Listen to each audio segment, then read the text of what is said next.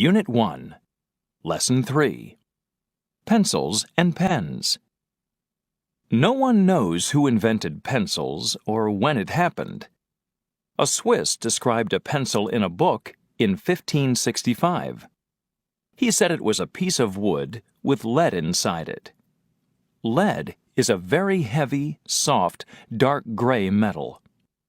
Pencils weren't popular, and people continued to write with pens. They used bird feathers as pens. Then, in 1795, someone started making pencils from graphite, and they became very popular. Graphite is like coal. Coal is black, and we burn it for heat and energy. Today, people make pencils in the same way. They grind the graphite, make it into the shape of a stick, and bake it. Then they put it inside a piece of wood. One pencil can write 50,000 English words, or make a line 55 kilometers long. People wrote with feather pens, and then used pens with metal points.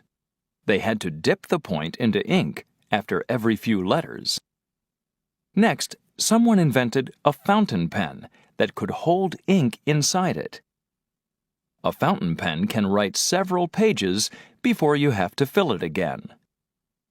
Two Hungarian brothers, Ladislaus and Georg Biro, invented the ballpoint pen. They left Hungary and started making ballpoint pens in England in 1943, during World War II. English pilots liked the pens. They couldn't write with fountain pens in airplanes because the ink leaked out. Later, a French company called Bic bought the Biro's company. Some people call ballpoint pens Bics. Australians call them Biros. Whatever we call them, we use them every day.